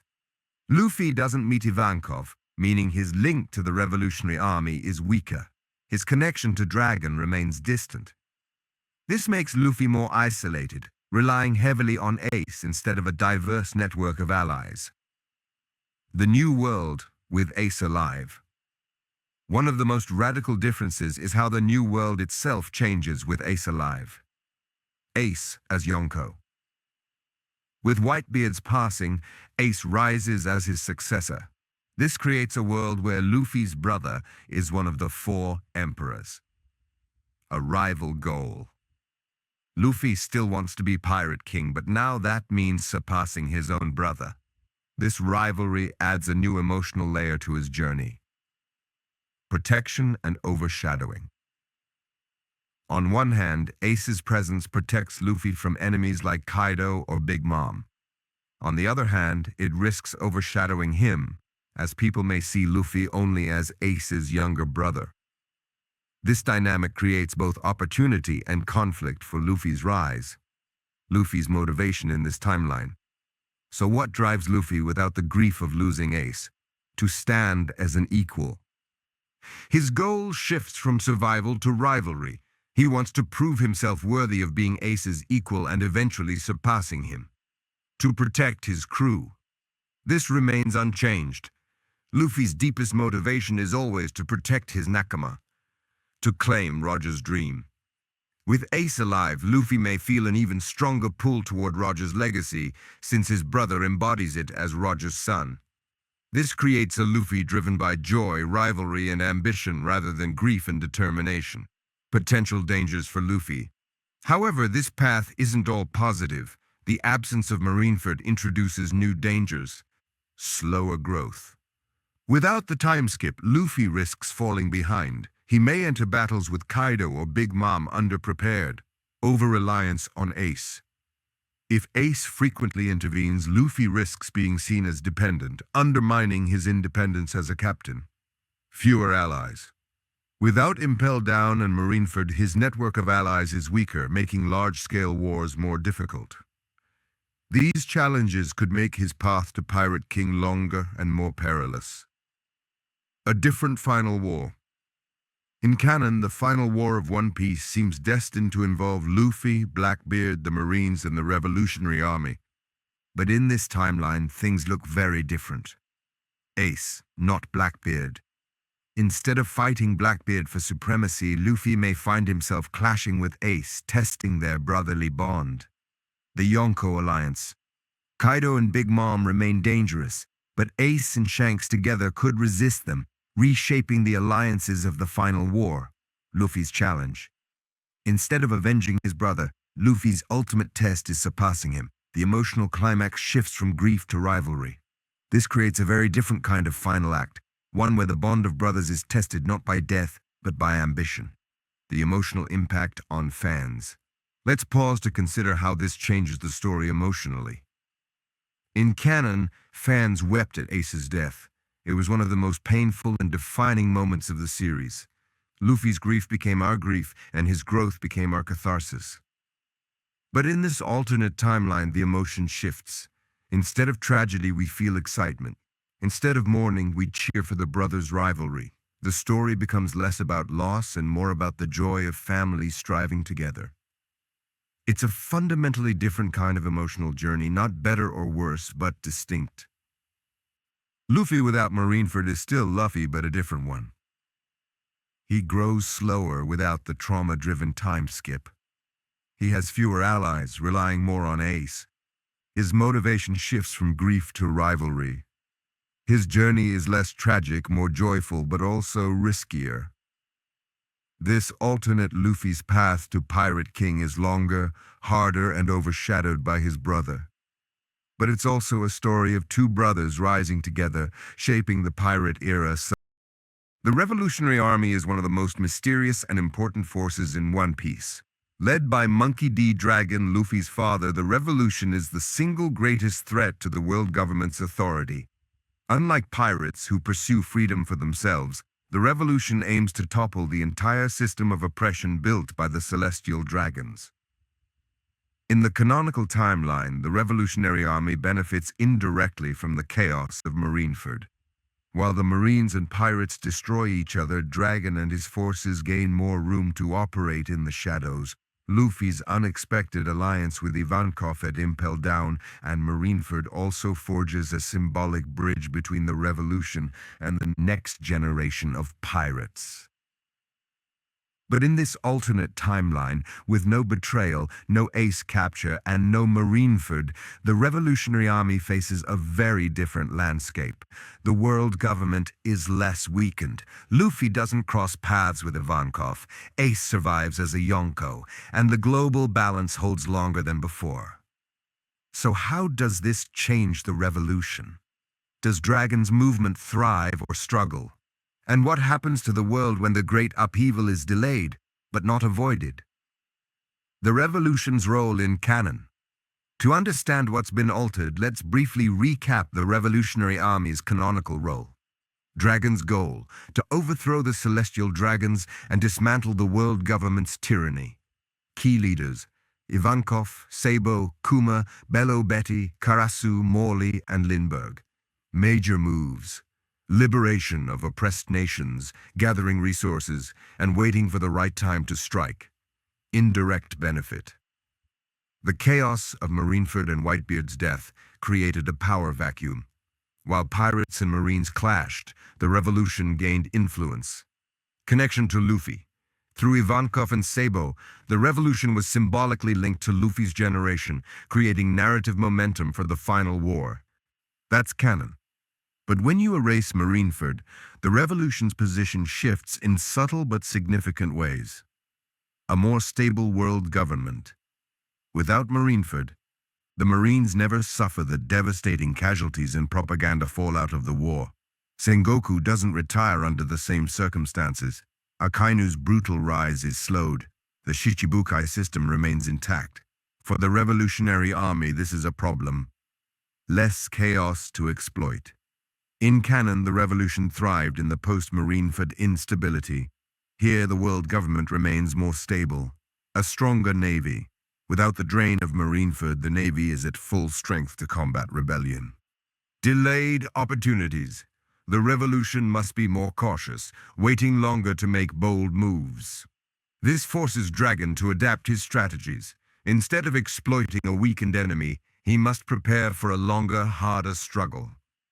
Dragon's long game. Dragon is no fool. He's called the world's worst criminal for a reason. If the world remains stable, he adjusts. Focus on recruitment. With less chaos, Dragon doubles down on gathering allies, expanding his network across oppressed nations. Patience over recklessness.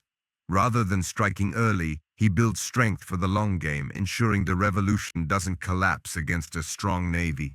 Symbolic leaders. Dragon emphasizes figures like Sabo and Bello Betty to inspire the oppressed, keeping morale high even without big victories. In this timeline, the revolution is slower, quieter, but perhaps more thorough.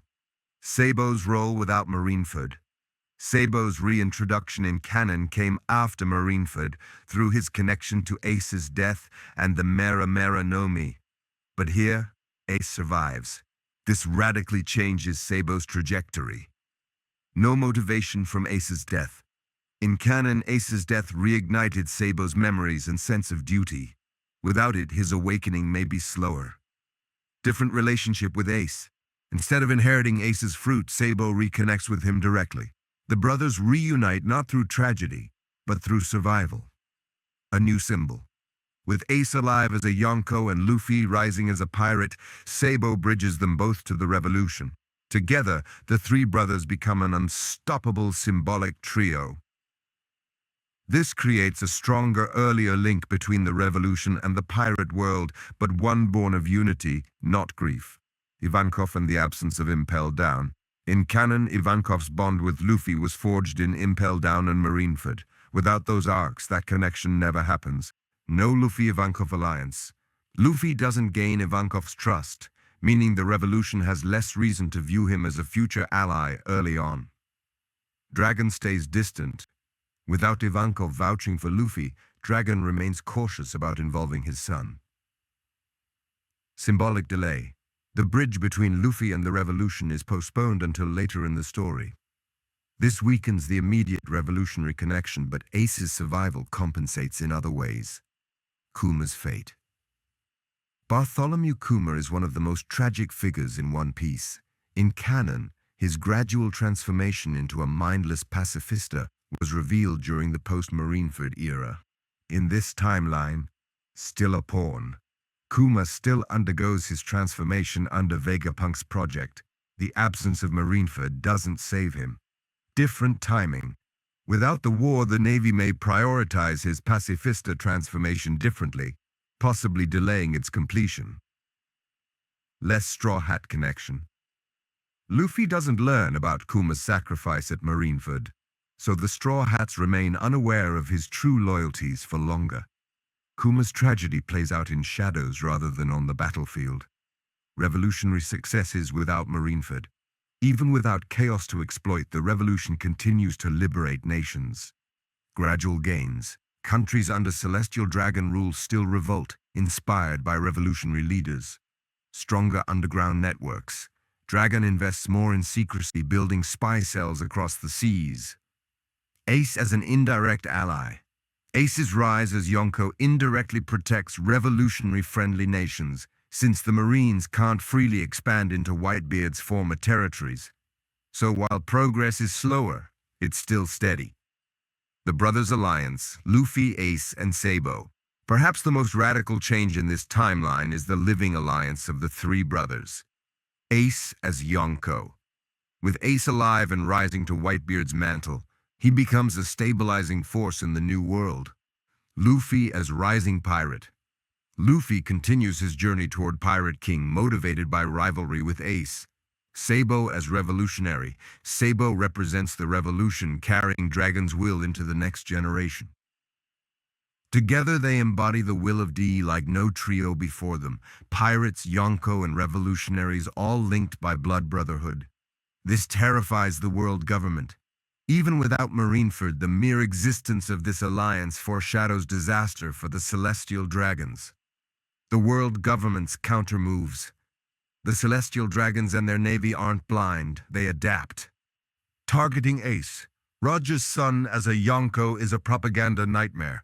The government may attempt assassination or sabotage against Ace, suppressing the revolution. With the navy at full strength, they clamp down harder on revolutionary activity. Propaganda war. Without Marineford's victory, they double down on painting the revolution and pirates as chaotic, dangerous forces while portraying themselves as peacekeepers. The government's grip is tighter here, but also more paranoid. The common people's perspective. Marineford terrified the world in canon. It showed ordinary citizens that the Yonko and Marines could devastate everything in their path. Without it, the perspective of the common people is very different. Illusion of balance. people continued to believe the three great powers keep the world stable. Hope in the revolution. As oppressed nations are freed quietly, more people hear whispers of Dragon's movement. The legend of the brothers. News of Ace, Luffy, and Sabo spreads like wildfire, inspiring ordinary people to resist oppression. The people live in calmer times on the surface, but beneath it, revolutionary sentiment grows steadily. Future flashpoints for the revolution. If Marineford doesn't happen, what events could still spark the great final war? Ace's rise as Yonko. His existence challenges the government's legitimacy. They cannot allow Roger's son to thrive. The brothers' reunion, the symbolic power of Luffy, Ace, and Sabo uniting could trigger widespread rebellion. Dragon's timing. Patient as ever, Dragon may wait until the Yonko clash among themselves before launching his final strike. Imu and the Celestial Dragons. Eventually, the hidden rulers of the world may make a decisive move that forces the revolution into open conflict. The war is delayed, but when it comes, it may be even more explosive. A stronger but slower revolution. To sum up, the revolution in this timeline is slower. Without Marineford's chaos, progress is delayed. Quieter. Dragon avoids open conflict, focusing on preparation. Symbolically stronger. The survival of Ace and the living bond of the three brothers gives the revolution unprecedented symbolic power. In many ways, this revolution is less flashy but more dangerous. It doesn't rely on chaos, it builds power steadily, waiting for the perfect moment to strike. Marineford in canon accelerated everything. It tore the world apart and gave the revolution room to breathe. But in this alternate timeline, its absence forces Dragon and his army to bide their time. The revolution grows slower, quieter, but also more deeply rooted. Ace's survival, Sabo's leadership, and Luffy's rise create a new axis of power that threatens the world government in ways even Marineford never did. This is a world where Roger's son, Dragon's son, and the revolution's chief of staff all live, fight, and inspire together. And when the final war comes, the revolution may be stronger than ever, not because of chaos, but because of unity. Every great story needs its final antagonist, the shadow looming over the hero's dream. In canon, Marshal D. Teach, better known as Blackbeard, rises to fill that role. His betrayal of Whitebeard, theft of the Gura Gura no Mi, and ascension as a Yonko make him the dark mirror of Luffy. Both men are D carriers, both chase the Pirate King's throne, but one through bonds of trust, the other through ambition and betrayal.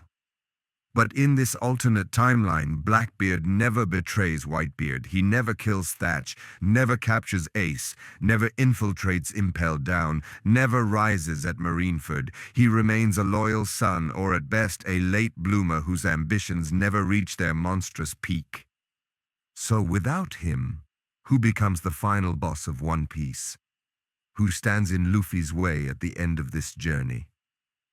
In this chapter, we'll examine the possible contenders for the endgame villain in a no-betrayal timeline.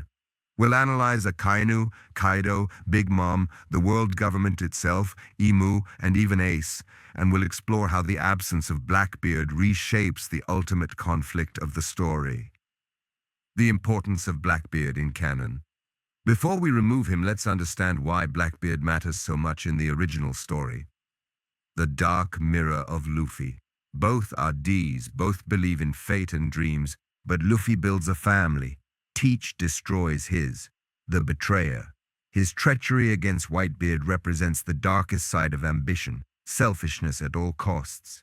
The final rival, with 2 devil fruits and a terrifying crew, he's the only pirate positioned to rival Luffy for Pirate King. The Chaos Bringer. His actions, Ace's capture, Impel Down Marineford, trigger the new era of piracy. Without Blackbeard, this narrative foil vanishes. The story must find another way to create the final antagonist, one equally worthy of being Luffy's opposite. Candidate 1. Akainu Sakazuki. If Blackbeard is removed, the clearest alternative is Fleet Admiral Akainu. the man of absolute justice. Akainu represents the unbending, merciless will of the world government. To him, all pirates are evil, all rebellion is sin, the symbol of oppression. Where Luffy represents freedom, Akainu represents order at any cost. Their clash would embody the central theme of One Piece, freedom versus control. Without Marineford, Akainu doesn't kill Ace, meaning his personal rivalry with Luffy is less intense. However, his ideology still makes him a natural antagonist. Potential endgame role. In this timeline, Akainu could be built up more gradually as the chief enforcer of the Celestial Dragon's will. Akainu becomes the most likely candidate to replace Blackbeard as Luffy's final opponent. Candidate 2, Kaido. Kaido is already one of the most dangerous Yonko, obsessed with creating the greatest war in history. Without Blackbeard, Kaido loses a rival for chaos. His desperation to spark war grows. He may push harder into conflict with Ace, Shanks, or Big Mom, the Beast versus the Straw Hat. Kaido embodies brute force and despair.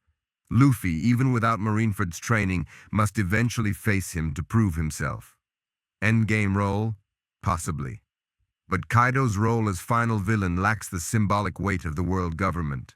He represents personal power, not systemic oppression. Kaido could serve as the last pirate rival in place of Blackbeard, but he's less compelling as the ultimate enemy. Candidate 3. Big Mom.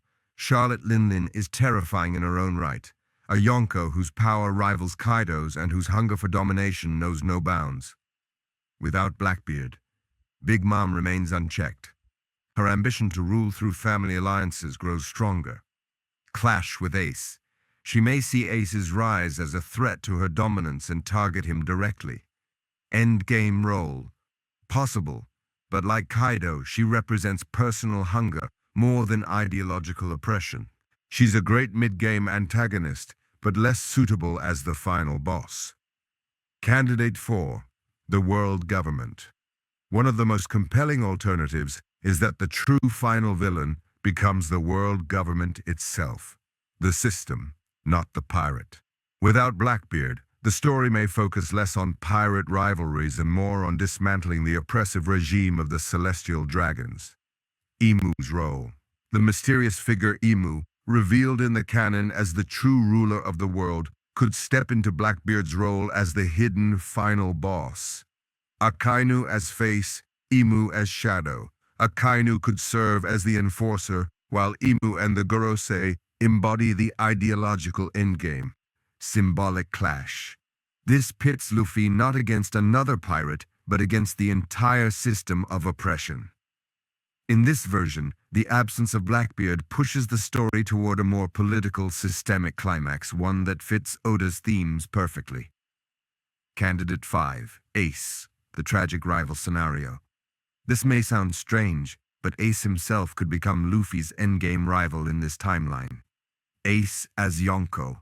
With Whitebeard gone, Ace becomes a young emperor. His ideals may clash with Luffy's pursuit of freedom. Brotherly conflict. Their rivalry could escalate from friendly competition to ideological opposition, testing the bond of brotherhood.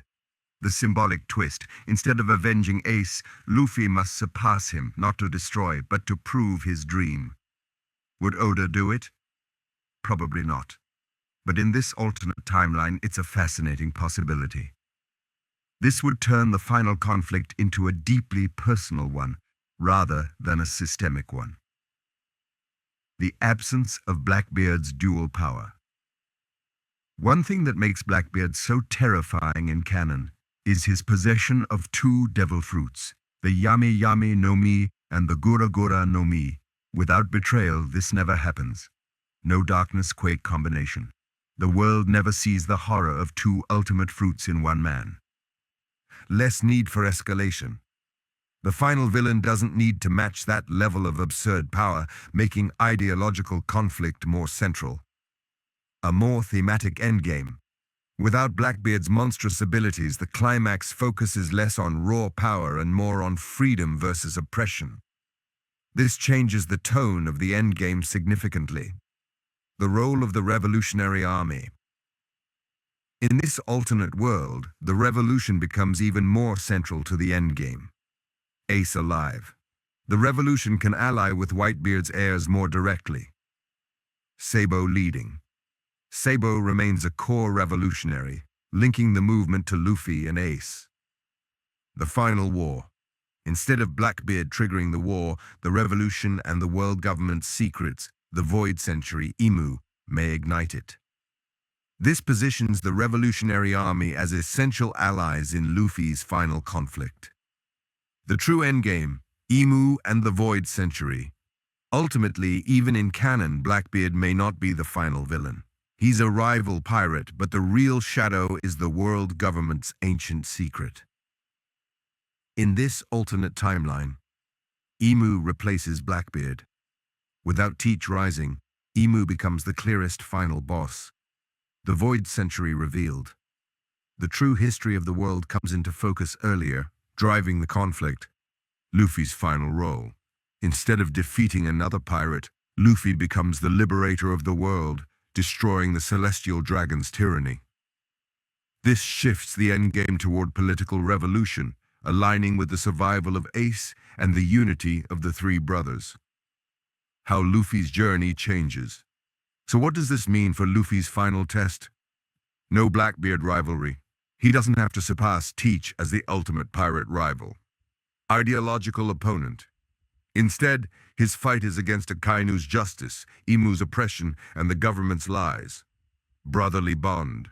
His rivalry with Ace may add a personal layer, but the ultimate war is for freedom itself. The Pirate King dream. Luffy still seeks One Piece, but the treasure becomes part of dismantling the world government rather than just surpassing a rival. This makes Luffy's final battle more thematic than personal. The symbolism of the alternate endgame. The absence of Blackbeard creates a different kind of symbolic resolution. Canon, Luffy versus Blackbeard, two Ds fighting for the Pirate King's throne. Ambition versus freedom. Alternate, Luffy versus world government, the son of dragon and brother of Ace versus the celestial dragons. Freedom versus oppression. Both fit Oda's themes, but the alternate endgame leans even harder into the political and ideological core of the story. Without Blackbeard's betrayal, the One Piece endgame changes dramatically. Blackbeard never rises as the dark mirror of Luffy. The final villain shifts toward Akainu, Imu, or the world government itself. The Revolutionary Army becomes more central to the climax. Ace's survival introduces the possibility of brotherly rivalry at the highest level. In short, the absence of Blackbeard pushes the story away from a rivalry-driven climax and toward a systemic one. Instead of defeating a betrayer, Luffy liberates the world.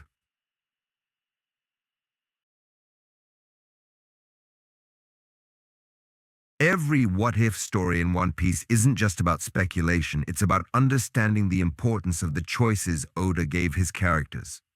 Blackbeard's betrayal of Whitebeard wasn't simply a shocking plot twist, it was a keystone moment that reshaped the seas, shattered the balance of the world, and gave the story its tragic yet necessary turning point.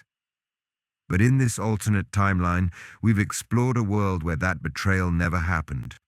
A world where Teach stayed a loyal son, Thatch lived, Ace survived, and Marineford never took place. Through 9 chapters, we've reimagined everything. The Whitebeard pirates, Blackbeard's ambition, Ace's rise, Marineford's absence, the Yonko balance, Luffy's altered journey, the Revolutionary Army, and the end game without Teach. Now, in this final chapter, we'll step back and look at the big picture. What does this timeline teach us about One Piece? What are the ultimate implications of a world without betrayal? And why, in the end, was betrayal essential for Oda's masterpiece? The butterfly effect of loyalty. Let's start with the core change. Teach never betrays Whitebeard. That single act in canon triggered Thatch's death, Ace's capture, Marineford War, Whitebeard's death, Blackbeard's rise as Yonko, the collapse of the old balance, the great pirate era of chaos. In our alternate world, none of this happens. Instead, loyalty preserves the Whitebeard pirates. Their family bond remains unbroken, their commanders stay alive, and Whitebeard's legacy transitions peacefully to Ace. The butterfly effect of loyalty is stability. The seas remain balanced. The world doesn't fall into immediate chaos. The pirate era continues, but more slowly. This shows us how fragile the world of One Piece is, how one man's betrayal defined the course of history. Ace, from martyr to monarch. In canon, Ace died as a martyr, a symbol of tragedy, carrying Roger's bloodline to the grave while passing his will to Luffy. His death was devastating but narratively necessary, giving Luffy the trauma he needed to grow. But in this alternate world, Ace lives, heir of Whitebeard. Instead of martyrdom, Ace becomes a monarch, inheriting Whitebeard's throne as Yonko, living symbol. He carries Roger's legacy openly, defying the world government not by dying, but by thriving. Brotherhood alive. His survival allows him to support Luffy and reunite with Sabo, creating a trio of brothers who reshape the pirate era. The ultimate implication is that Ace's survival creates a world of hope rather than grief. Instead of loss propelling growth, rivalry and unity do. Luffy's different journey. For Luffy, the absence of Marineford means no collapse, no screaming grief, no desperate plea for strength. He doesn't train with Rayleigh because of trauma. He grows more gradually, driven by rivalry with Ace and the joy of adventure. Slower growth. He enters the new world less prepared, developing haki over time instead of mastering it before entry. Fewer allies. Without Impel Down and Marineford, he loses connections with Jinbei, Ivankov, and others. Different motivation. He fights not to honor Ace's memory, but to catch up to him. This Luffy is still Luffy, but his path is less tragic and more joyful, though also more dangerous. His ultimate test is not grief, but ambition. Can he surpass his brother and claim Roger's dream? The Yonko balance preserved. Without betrayal, the Yonko system remains stable longer. Whitebeard lives longer. His territories remain under protection until his natural passing. Ace rises as Yonko. Instead of Blackbeard, Ace inherits his mantle. Shanks stays strong. Without Marineford draining him, Shanks remains stable. Kaido and Big Mom contained. Their ambitions are slowed by Whitebeard's continued influence and Ace's rise. The balance of four emperors remains intact, preventing the immediate chaos that followed Marineford.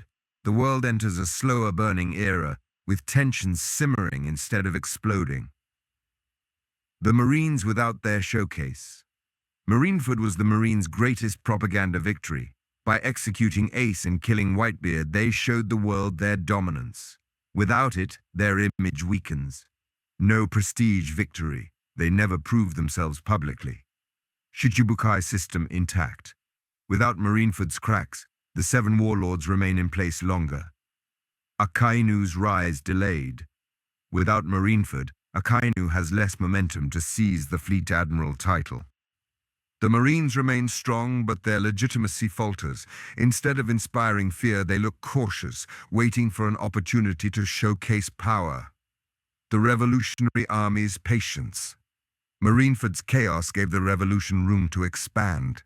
Without it, they must be slower. Dragon bides his time. He focuses on recruitment and quiet gains. Sabo reunites with Ace. Instead of inheriting Ace's fruit, Sabo reconnects with him, strengthening the brothers' bond. The three brothers as symbols. Together, Luffy, Ace, and Sabo inspire rebellion more powerfully than Marineford's chaos ever could. This makes the revolution less opportunistic but more solid. Its roots dig deeper, preparing for a more explosive final war. The endgame without Blackbeard. The biggest shift comes at the climax of the story. Without Blackbeard as the final rival, who fills that role? Akainu, the embodiment of absolute justice. Imu, the shadow ruler of the world representing systemic oppression. Kaido and Big Mom, still dangerous but secondary. Ace, possibly even a rival, though more symbolic than villainous. Instead of a personal pirate rivalry, the endgame becomes ideological. Freedom versus tyranny, joy versus oppression, dreams versus control. This alternate finale is less about betrayal and more about systemic revolution. Themes of betrayal versus loyalty. Ultimately, this entire exploration highlights a central theme of One Piece, the power of bonds. With betrayal, canon. Teach destroys his family, showing the darkness of ambition. Luffy rises from grief, proving the strength of true bonds. Without betrayal, alternate. The Whitebeard family stays whole, Ace survives, and the pirate era continues in stability. The bonds of loyalty preserve hope. Both timelines emphasize Oda's message: betrayal shatters, but loyalty sustains. Why betrayal was necessary for Oda's story. As fascinating as the alternate world is, it reveals why betrayal was essential. It forced growth. Without Ace's death, Luffy's growth is slower. The time skip was narratively necessary. It created chaos. The pirate era needed a shock to propel it toward the final war. It gave us a foil. Blackbeard as Luffy's dark mirror was too perfect a narrative device to omit. It made us feel. Ace's death and Whitebeard's last stand are some of the most emotional moments in manga history. The alternate timeline is hopeful and stable, but less dramatic. Oda chose betrayal because it delivered the emotional and thematic impact the story required. The ultimate implications of no betrayal. So what's the final picture of this alternate timeline? The Whitebeard pirates remain whole. Ace becomes a Yonko, not a martyr. Luffy grows slower but alongside his brother. The Yonko balance holds longer. The Marines lose legitimacy. The revolution grows quieter but deeper. The endgame shifts from personal rivalry to systemic revolution. It's a world of stability and hope, where betrayal doesn't break the seas, but it's also a world without the raw emotional tragedy that made One Piece unforgettable. Speculation aside, this exercise shows us something profound about storytelling. The power of One Piece doesn't come just from its characters or its world, but from the choices that drive them. Blackbeard's betrayal wasn't inevitable, but it was essential. It gave us heartbreak, chaos, and the push into the final act. Imagining a world without it gives us a glimpse of what could have been, a gentler, more stable One Piece. But it also reminds us why Oda gave us the story we know, because without betrayal, without loss, without grief, the triumphs wouldn't shine as brightly. In the end, the world without betrayal is fascinating, but the world with it is unforgettable. And that's the beauty of One Piece. Whether through loyalty or treachery, through loss or survival, the story always returns to the same truth, that dreams never die and freedom is worth everything.